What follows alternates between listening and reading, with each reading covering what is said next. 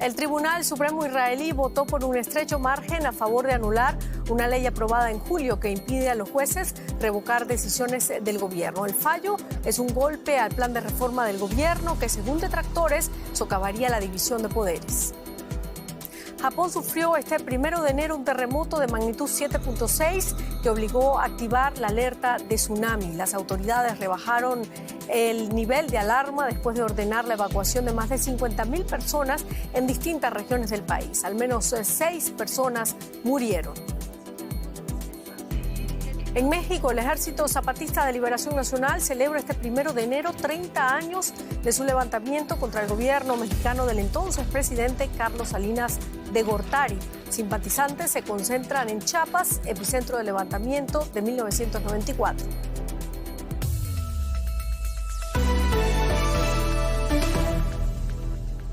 El Tribunal Supremo israelí declaró nula una ley clave para la reforma judicial planteada por el gobierno de Benjamin Netanyahu.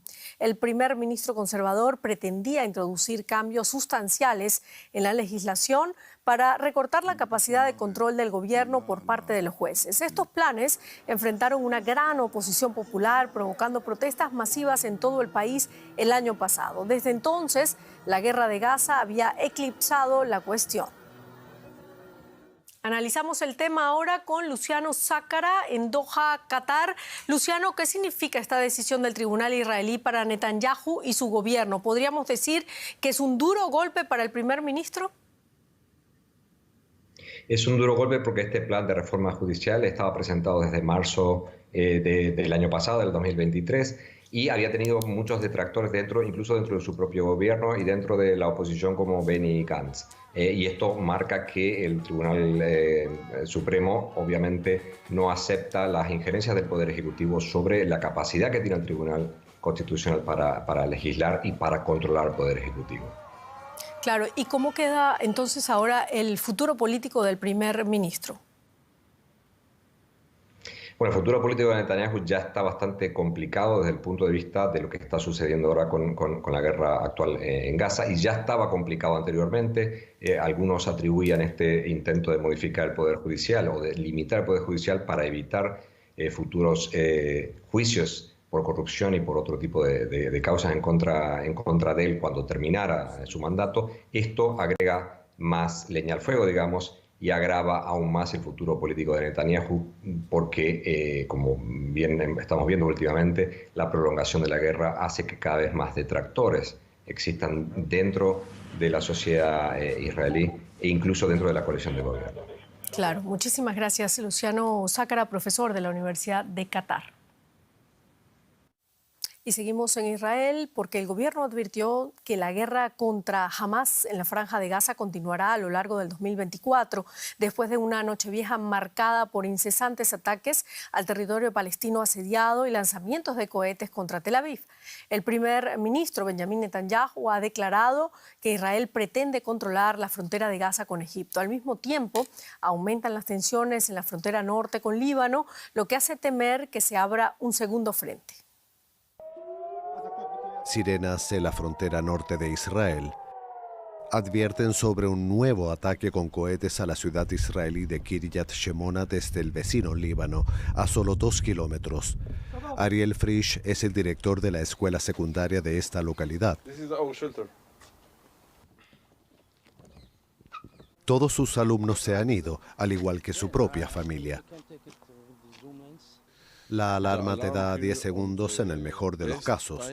La mayoría de las veces se produce primero la explosión y después llega la alarma.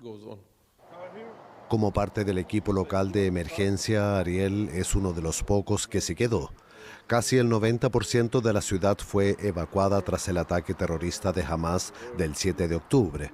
Según Ariel, el riesgo de que Hezbollah lance un ataque similar es muy real. Nos preocupa mucho que lo que ocurrió el 7 de octubre en el sur ocurra también aquí en el norte. Una unidad especial de Hezbollah juró hacer aquí cosas muy trágicas, así que debemos golpearles primero. La tensión es habitual desde hace tiempo en esta región fronteriza, Pero a medida que la guerra en Gaza se prolonga, los ataques de Hezbollah son cada vez más frecuentes. Debes entender que antes de la guerra nos divertía verlos. Ver a otro civil armado al otro lado de la frontera era algo especial, algo inusual. Ahora nos asusta verlos, porque ya no son una mera amenaza, sino que realmente quieren destruirnos. Para Ariel y los pocos que quedan aquí, esa amenaza parece cada día más real. Japón se prepara para más réplicas después de que una serie de fuertes terremotos activaran la alerta de tsunami de máximo nivel. Sin embargo, las autoridades rebajaron el nivel de alarma después de ordenar la evacuación de más de 50.000 personas en distintas regiones del país. Al menos 6 personas murieron como consecuencia del sismo. Decenas de terremotos sacudieron la costa occidental de Japón, afectando a la prefectura de Ishikawa. El más fuerte tuvo una magnitud de 7.6. Más de 30.000 hogares se quedaron sin electricidad. El gobierno dice que las centrales nucleares no se vieron afectadas y ha llamado al ejército a colaborar en las operaciones de rescate. Los clientes de estos grandes almacenes en Ishikawa entran en pánico e intentan refugiarse cuando se producen los temblores.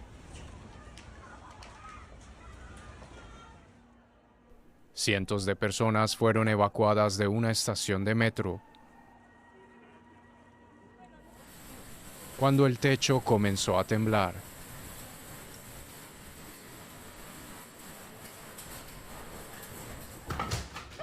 Los residentes de la zona grabaron los efectos del terremoto en sus hogares.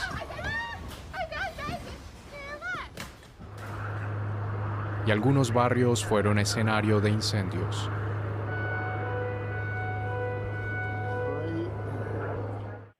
La Agencia Meteorológica de Japón registró numerosos sismos en la costa oeste. Uno de ellos de una magnitud de 7.6.